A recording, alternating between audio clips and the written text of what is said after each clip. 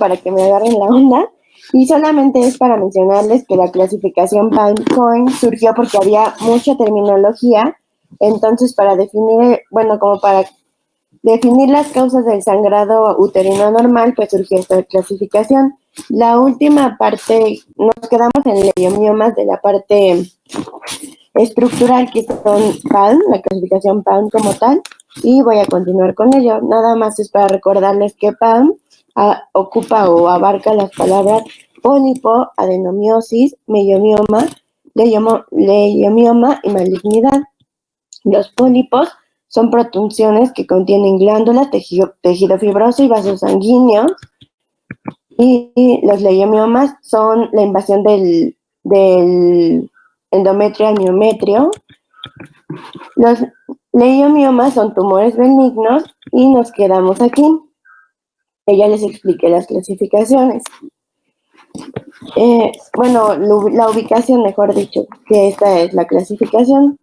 Para el diagnóstico de los leiomiomas se ocupa la ecografía, que nos permite determinar la cantidad, tamaño, localización, y es el método inicial para el diagnóstico de esta patología.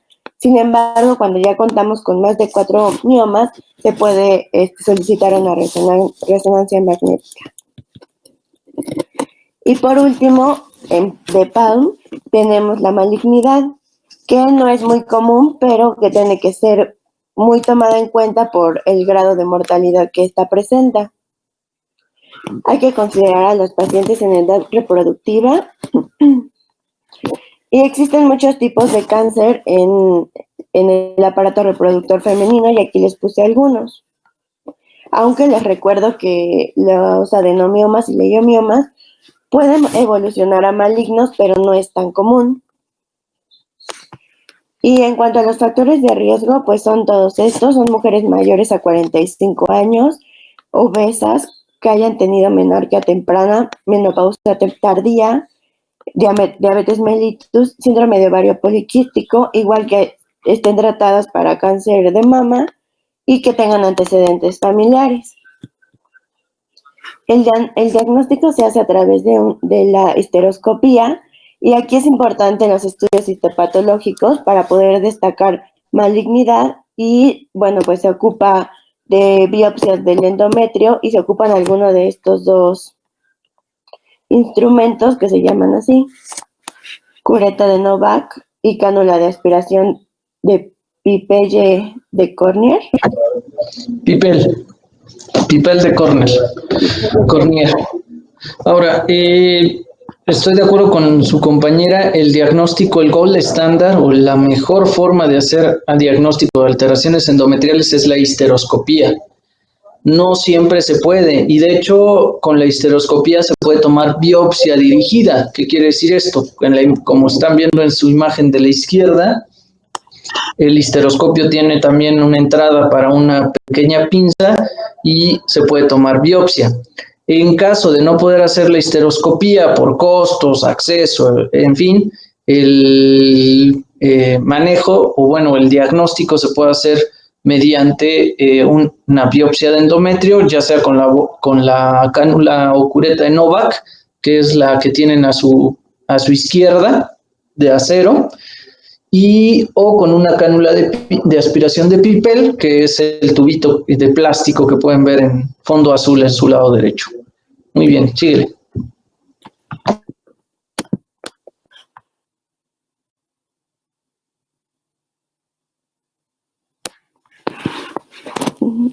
Va mi compañero, pero creo que no se oye.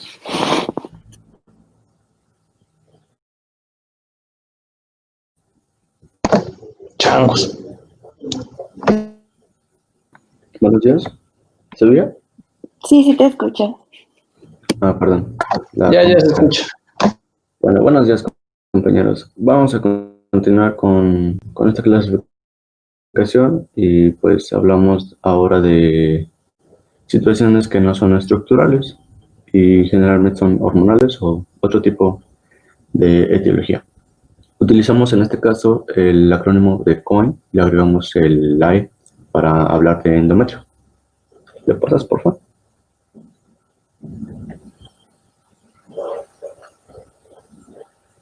Bueno, comenzamos con las coagulopatías, que se agrupa a enfermedades con trastorno de hemostasia y causantes del sangrado uterino normal. Como etiologías podemos pensar en una enfermedad de von Willebrand, que eso me decían que es de las causas más frecuentes. También puede ser una alteración de la agregación plaquetaria, hemofilia, enfermedad hepática crónica o hasta una deficiencia de vitamina K. La siguiente, por favor. Ahora, tomar en cuenta que muchas veces la coagulopatía es de lo último que buscamos. Generalmente se descartan primero todo lo que es de PAL, ya después empezamos con COIN, y coagulopatía es de lo último que podríamos pensar porque es lo menos frecuente. Pero bueno, si no encontramos nada que justifique el sangrado, hay que hacer pruebas y hay que hacer diagnóstico, más bien interrogatorio dirigido, para ver si hay antecedentes de coagulopatía en los, ¿cómo se llama? En familiares, y de ahí tratar de hacer el diagnóstico. Y sí, la causa más común es la deficiencia de factor de von Willebrand o hemofilia. Síguele.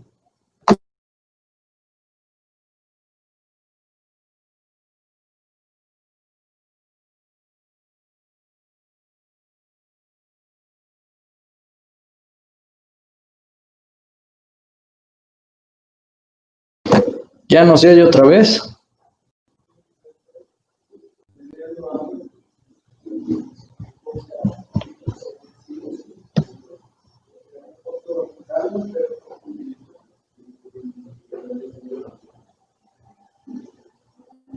No se oye.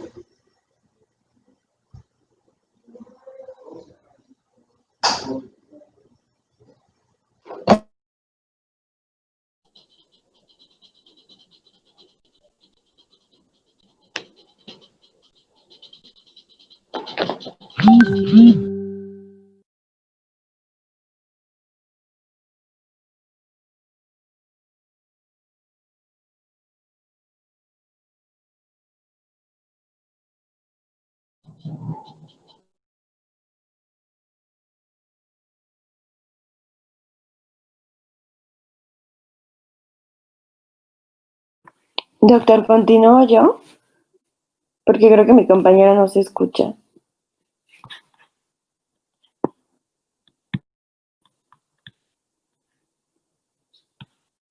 ¿Sí me escucha?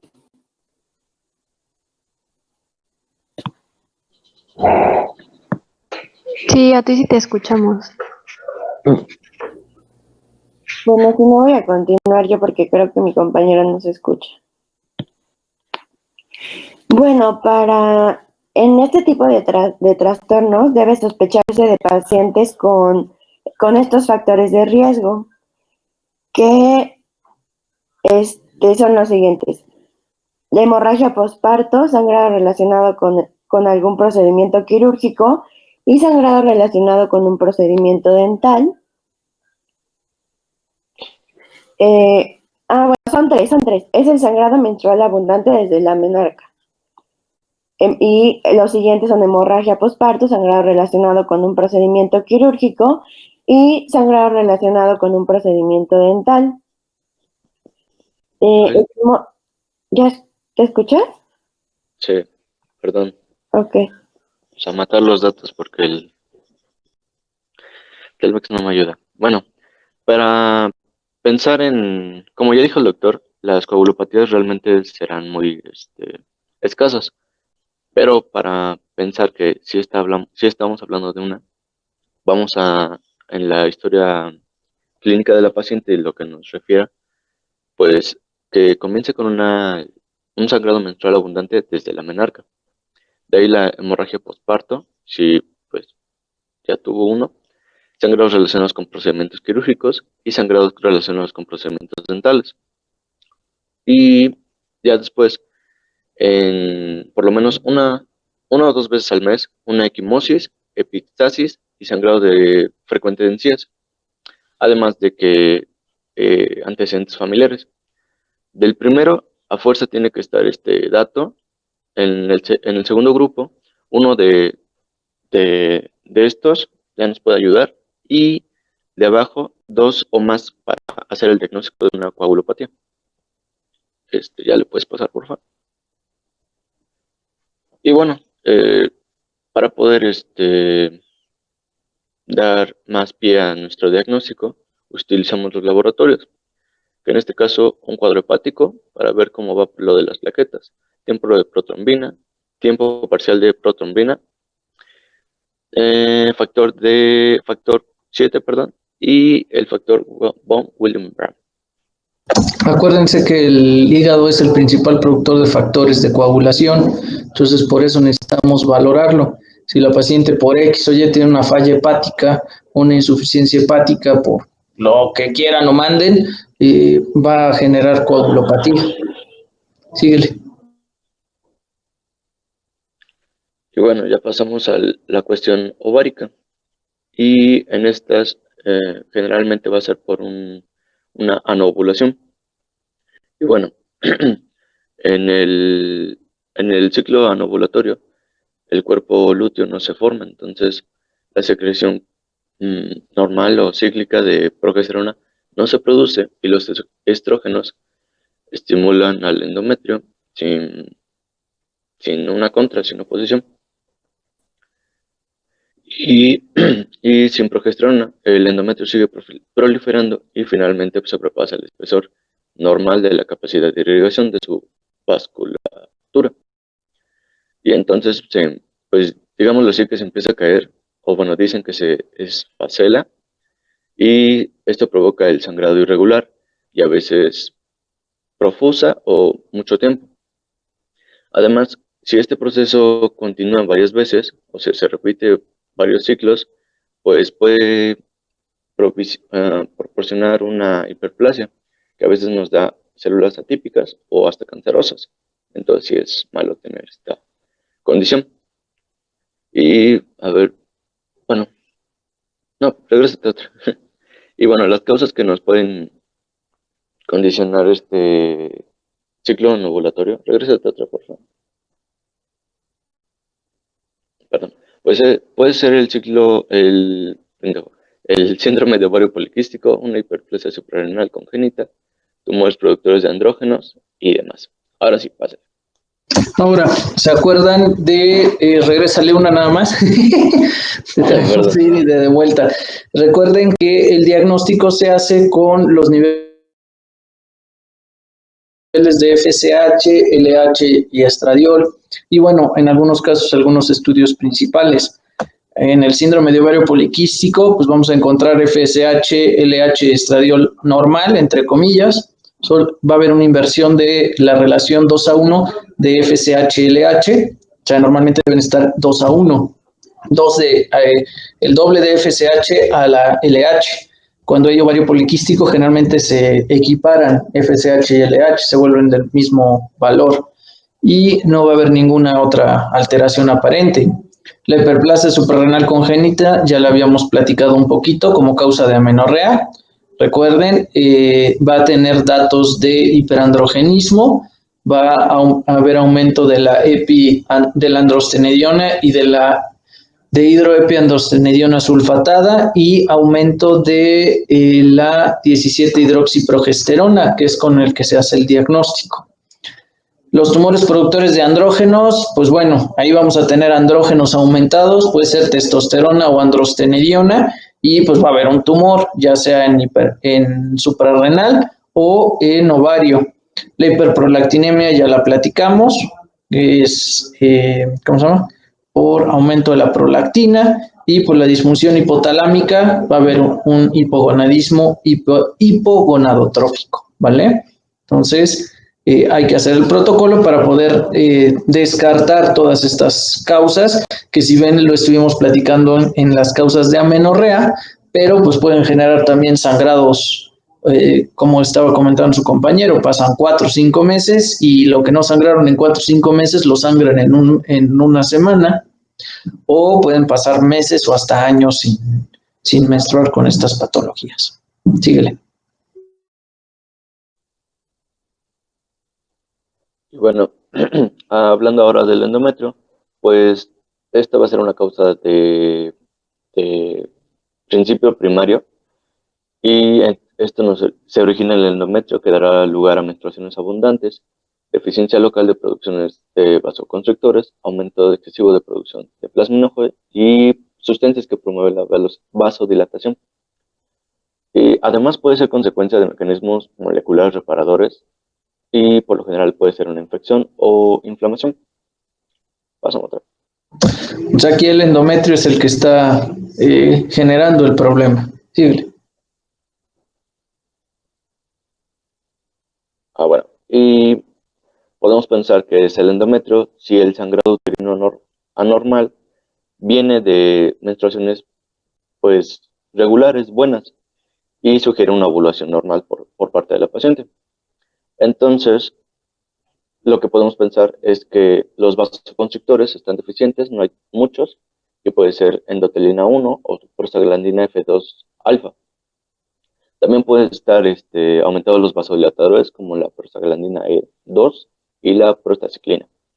O el activador plasminógeno puede estar muy activado y esto provoca una lisis muy constante del coágulo endometrial. Y bueno, gracias. Y eso es cuestión de endometrio. Aparte puede ser provocado por una infección, que esto provoca la inflamación, que había leído que generalmente es por, ¿cómo se llama esto? Gonorrea o clamidia. Y esto provoca anormalidad en la respuesta local, a veces, o aberraciones en la vasculogénesis endometrial, cuando se está reparando el pobrecito. Y ya, pasamos a otro. Puede haber alteraciones como, ¿cómo se llama? Como hemangiomas o tumores vasculares dentro del endometrio y eso causa el sangrado así. Otra cuestión, una cuestión inflamatoria, generalmente ahorita esta podría quedarse entre comillas, entre iatrogénica, es el dispositivo intrauterino, el de cobre, generalmente por proceso inflamatorio puede generar sangrados muy abundantes, que es un mecanismo parecido al que estábamos viendo ahorita endometrial, y los procesos inflamatorios secundarios a infecciones, muy bien, exactamente, entre gonorrea y clamidia son los más comunes que generan endometritis, y puede haber una endometritis crónica en la que se genera un sangrado de muchos días, no tanto un sangrado abundante, sino generalmente estos sangrados por procesos inflamatorios son de más días. Normalmente la paciente menstrua sus 4, 5, 6 días normal y de ahí se extiende otros 4 o 5 días con un sangrado muy leve, oscuro, pegajoso, mucoso y hasta como tierroso. Y puede tener mal olor. Esos generalmente son pues por procesos inflamatorios, ¿me explico? Ahora el tratamiento pues es evitar el proceso inflamatorio. En caso de infección pues se le da medicamentos, se le da antibióticos. En caso que lo vamos a ver ya en enfermedad pélvica y en procesos infecciosos. Y en caso de alteraciones en los procesos de inflamación, lo que se tiene que hacer es manejo con AINES, con ibuprofeno o con naproxeno, generalmente, o ácido mefenámico también ayuda mucho para este tipo de pacientes, ¿vale? Bueno, pues ya, síguele.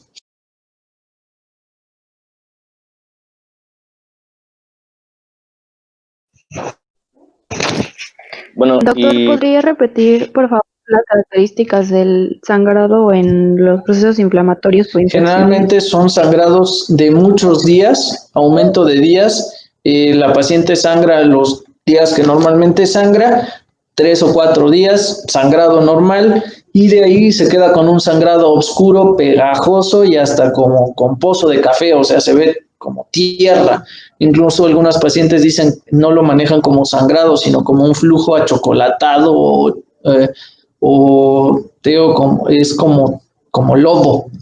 Y entonces esos son muy característicos, en especial si la paciente no tenía esto y de repente empieza con esto. Dice, no, es que antes no me pasaba y ahora cada mes después de la menstruación me quedo con el sangrado así unos 4 o 5 días más, oscuro, pegajoso, no siempre trae mal olor, pues es por un proceso inflamatorio. Y lo más común son clamidia, gonorrea y ya menos común micoplasma y uroplasma. Son los que generan como proceso mayor este tipo de infecciones y procesos inflamatorios en el útero. Síguele. Gracias. Hola, ¿me escuchan? Sí. Va, gracias. Bueno, en ocasiones como personal de la salud, pues digamos que se nos chispotea y no nos damos cuenta de que nos pasamos a traer a la paciente. Y algunas cosas que nos pueden proporcionar un sangrado uterino sin querer puede ser un dispositivo intrauterino. Como dijo el doctor, puede ser de cobre, o generalmente es de cobre el que provoca esto, anticonceptivos orales, prostágenos o agonistas de hormona gonadotropina, anticonvulsivantes, también antibióticos, aquí les pongo rifampicina, había varios, pero aquí antidepresivos tricíclicos, tiene ese efecto adverso, y anticoagulantes, que podría entrar en coagulopatías, pero pues se los dejo aquí. Pasamos a otro.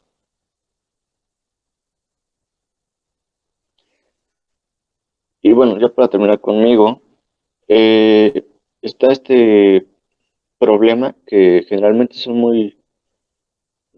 poco frecuentes, que nos encontramos con estas etiologías, por eso no está como en una clasificación buena. Aparte de que igual, como son poco frecuentes, no se estudian tanto. Entonces, podemos pensar en malformaciones arteriovenosas, defectos en la cicatriz uterina o hipertrofia de miometrio, que también nos provoca un sangrado uterino anormal. Y eso es. Generalmente, pues bueno, ahí sí ya hay que hacer estudios más especializados para las malformaciones arteriovenosas, pues generalmente necesitamos una resonancia magnética.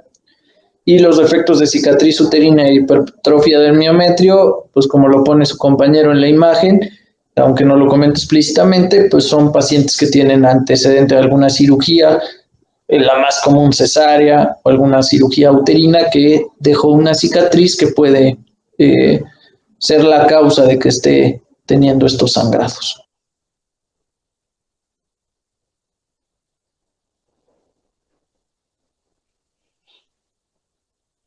Y bueno, para la evaluación del sangrado uterino, pues debemos pensar en las múltiples causas que ya vimos. Ay, mi Lolita. La evaluación del paciente debe hacerse de forma sistémica y teniendo siempre en cuenta las posibles causas. La historia clínica debe incluir los síntomas sugestivos de anemia, la historia sexual y reproductiva de la paciente, además de su calidad de vida. Síntomas que sugieran causas sistémicas, síntomas asociados a causas pélvicas como descarga vaginal o dolor pélvico. También el uso de medicamentos, como ya hablamos, o dispositivos intrauterinos. Además, debemos descartar el embarazo. Entonces es una evaluación completa. Siempre me gustó esto que colocaron, siempre buscar síntomas que sugieran causas sistémicas. A veces, como lo estábamos viendo, hay causas locales. Entonces, las causas locales, pues son eso, es la causa. Pero el sangrado uterino anormal puede tener causa sistémica. Entonces, el sangrado uterino anormal no es una causa o una enfermedad, es un síntoma más de un problema mayor. Entonces, no se vayan con la finta de, pues es nomás sus miomas o pues es un sangrado disfuncional, dele anticonceptivos y a la goma. O sea, no, hay que buscar cuestiones en especial sistémicas, síndrome de ovario poliquístico, problema de tiroides, problema de prolactina, en fin, resistencia a la insulina, que son causas que a largo plazo a la paciente le van a causar mucho más problemas. No se trata solo de quitarle el sangrado. Y otra cuestión importante, el examen ginecológico, que en esta diapositiva está muy bien, que se coloque.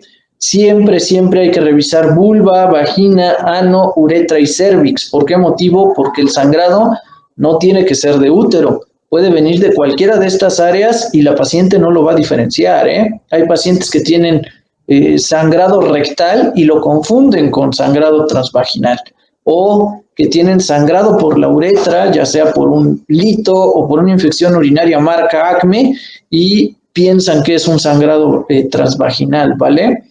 Recuerden que lamentablemente en México hay una mala educación sexual y una mala educación en el aspecto de la anatomía femenina. Hay pacientes que piensan que porque les pusiste un tampón no van a poder orinar.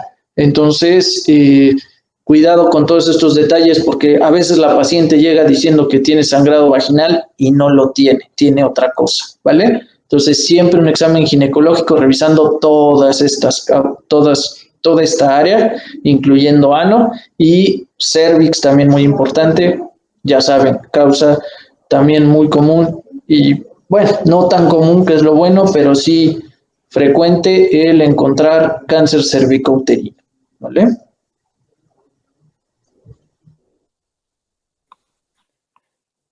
Doctor, ¿sí quiere que hablemos del tratamiento? Sí, yo estuve platicando ahorita, lo estuve comentando un poquito en cada una de las pautas, pero sí, adelante. Ok. Y bueno, por último vamos a hablar de los tratamientos. Y el tratamiento, pues, los principales objetivos que tiene es controlar la hemorragia, revertir la anemia si es que la hay y mejorar la calidad de vida de las pacientes.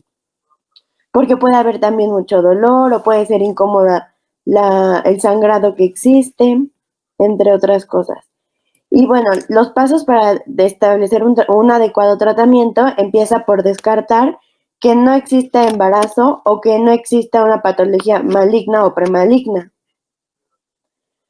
También se recomienda que las pacientes ya cuenten con una biopsia. En caso de las pacientes que son mayores de 45 años, pues que tengan una biopsia de endometrio. En el caso de las pacientes que son menores de 45 años, pues solamente se va a recomendar la biopsia o se va a mandar una biopsia en caso de que tengan factores de riesgo, como obesidad, anovulación crónica, cáncer de mama, riesgos familiares o antecedentes familiares, entre otras. Y la otra es pues informar a la paciente de las diversas alternativas que hay de tratamientos, obviamente considerando los riesgos y beneficios de acuerdo a la causa del sangrado uterino anormal, los síntomas de la paciente, y bueno, aquí es importante considerar a la paciente de manera individual, de acuerdo a sus deseos, si quiere o no tener más hijos. Y también hay que recordar a la paciente que podemos iniciar un tratamiento con medicamentos, sin embargo, si no funciona, vamos a tener que recurrir a un tratamiento quirúrgico. Bueno, en cuanto al manejo, es primordial tratar el sangrado uterino anormal y determinar si el evento va a ser agudo o crónico. Y bueno, ante un cuadro agudo es importante atenderlo de manera urgente, ya que va a haber gran pérdida de sangrado, y también para esto hay que valorar el estado hemodinámico para poder tratarla y después de esto ya tomar el manejo adecuado de la paciente con sangrado uterino anormal.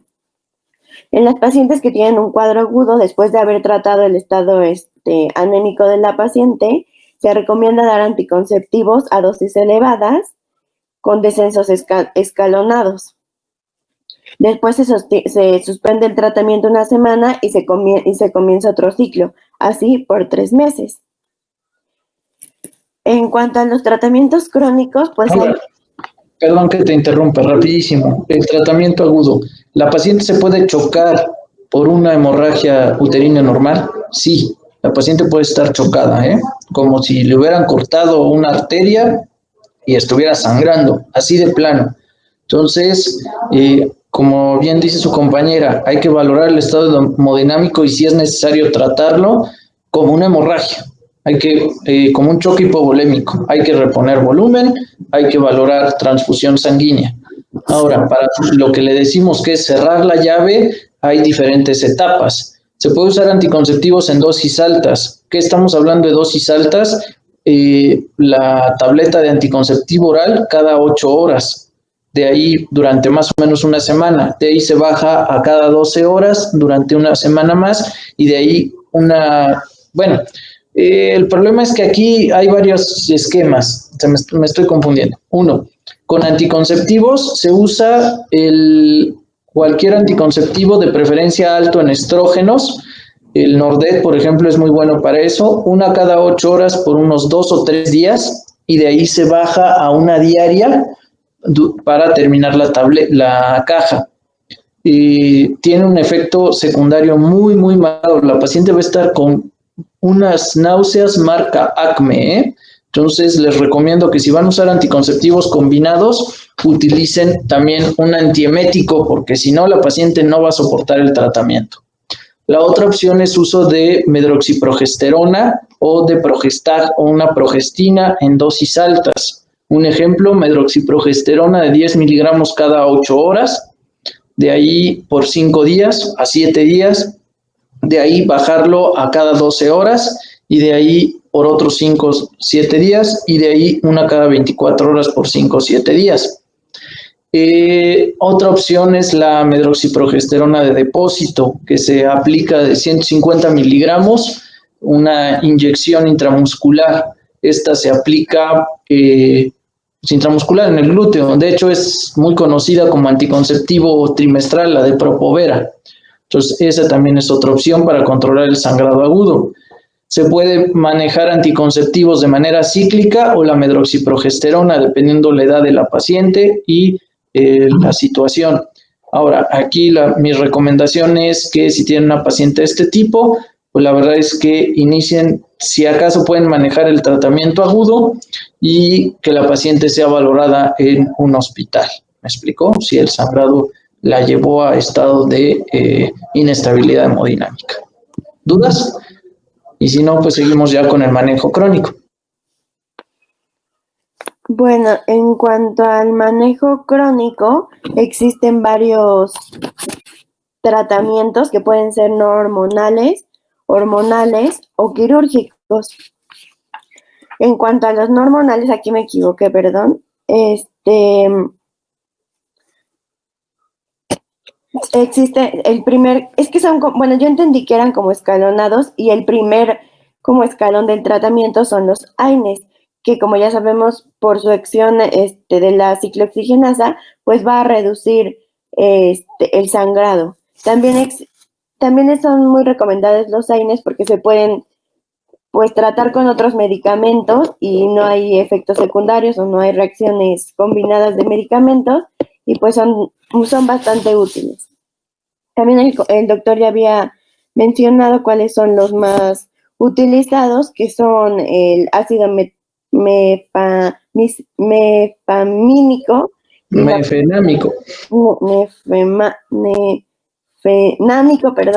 y naproxeno. Y el ibuprofeno.